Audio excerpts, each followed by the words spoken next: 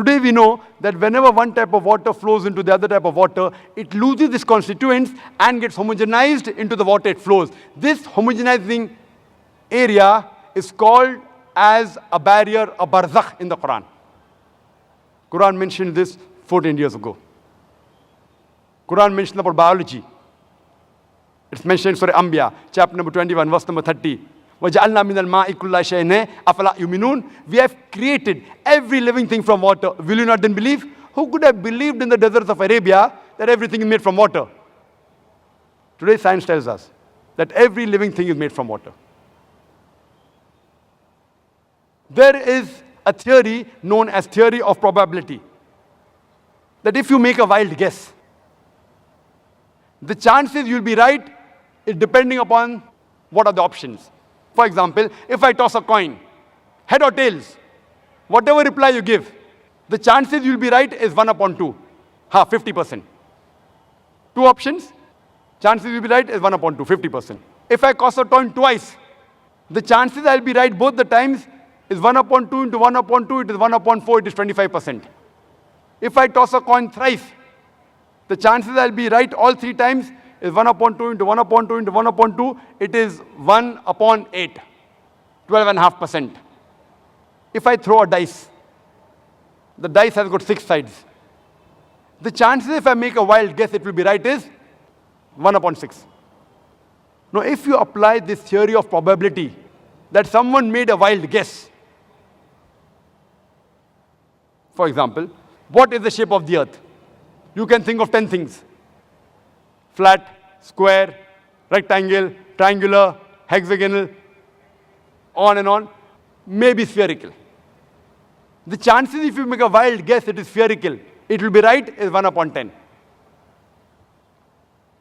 If you ask a person, the light of the moon, is it its own light or reflected light? If he makes a wild guess, chances he'll be right is 1 upon 2. The chances that both are right, the shape of the earth and the light of the moon is not its own light, is 1 upon 10 into 1 upon 2 is 1 upon 20. That is 5%. All living creatures, made of what? You can think of 1,000 things.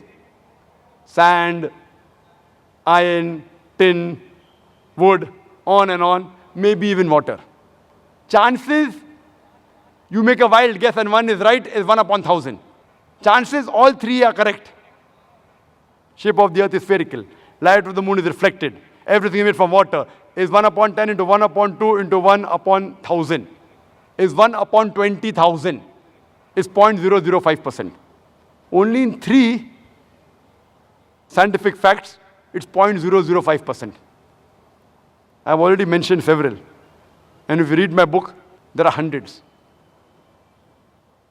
There are many things. Qur'an speaks about botany. In Surah Ra'd, chapter number 13, verse number 3, that all the fruits are created in pairs, in sexes male and female. Qur'an says in Surah Taha, chapter number 20, verse 53, that the plants are made in sexes male and female, which you came to know recently. In the field of zoology, Qur'an says the animals and the birds live in community like the human beings. In Surah Anam, chapter number 6, verse number 38, which we came to know recently. Qur'an speaks about the bee, that it can find its path, which we came to know recently. In Surah Nahl, chapter number 16, verse number 60 and 69. The Qur'an says that the worker bee, the female bee, previously thought it was the male bee. Qur'an says in Surah Nahl, chapter number 16, verse number 69, that the worker bee is the female bee.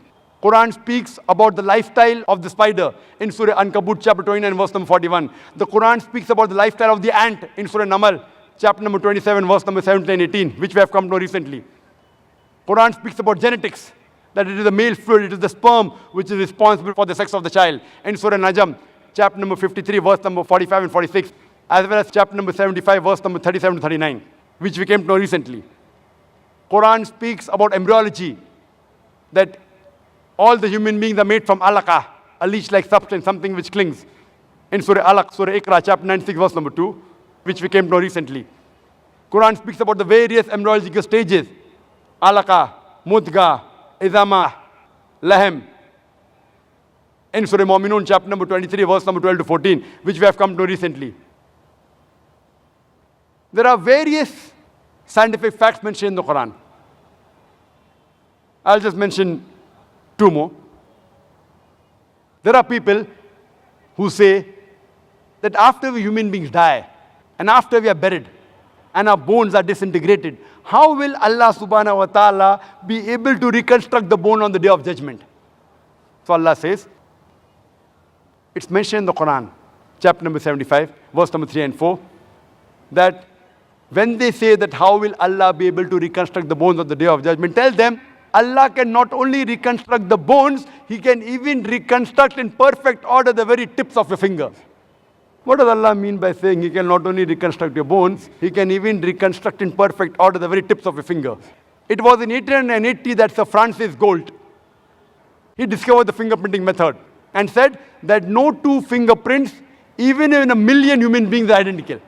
Today the police, the CID, the FBI, the CIA, they use the fingerprinting method to identify the criminal. Quran speaks about the fingerprinting method 1400 years ago, and we discovered in 1880. Who could have mentioned this? I would like to mention one more thing before I end the scientific facts, is that there was a scientist by the name of Professor Tagra Tagashan. Professor Tagra Tagashan hails from Thailand, and he was doing a great deal of research in the pain receptors. Previously, we human beings, we thought, and the doctors thought, that only the brain was responsible for the feeling of pain. Today, we come to know that there are certain receptors in the skin which are also responsible for the feeling of pain. That's the reason when a person of burn injury comes to a doctor, the doctor takes a pin and pricks it in the area of burn. If the patient feels pain, the doctor is happy. The pain receptors are intact. If the patient does not feel pain, the doctor is sad. The pain receptors have been destroyed. It's mentioned in the Quran, in Surah Nisa, chapter number 4, verse 56, that as to those who reject our signs, we shall cast them in the hellfire, and as often as the skins are roasted, we shall give them fresh skin so that they feel the pain. Indicating there is something in the skin which is responsible for the feeling of pain. Imagine, Quran speaks about the pain receptors 1400 years ago. And Professor Tagra Tagashan, when he came to know this is mentioned in the Quran, in the 9th Medical Conference in Riyadh, in the conference itself, he said the Shahada and said, La ilaha illallah, Muhammad Rasulullah. There is no God but Allah, and Prophet Muhammad, peace be upon the messenger of Allah. So when you ask the atheist, who could have mentioned this in the Quran? The only reply he can give you is the same which he gave you earlier. It is the creator. It is the maker. It is the producer. It is the manufacturer. It is the inventor. This creator, this producer, this manufacturer, this maker, this inventor, we Muslims call him as Allah.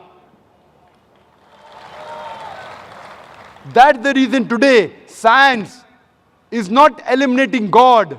It is eliminating models of God. La ilaha illallah. Scientists today, they are eliminating models of God. This cannot be God. This cannot be God. They aren't eliminating God. And a famous philosopher and scientist, Francis Bacon, he said that those who have little knowledge of science, they become atheists. But those who have in-depth knowledge of science, they become a believer in God. I would like to end my talk with the quotation of the Quran from Surah Fussilat, chapter 41, verse number 53, which says, Sanurihim ayatina fil afaqi, wa fi anfusihim, hatta yatabayyana lahum annahu al-haq. Avalam yakfi bi rabbika, annahu ala kulli shay'in shaheed. That soon we shall show them our signs into the furthest regions of the horizons and into their souls, until it is clear to them that this is the truth. Wa akhir da'wana alhamdulillahi rabbil alameen.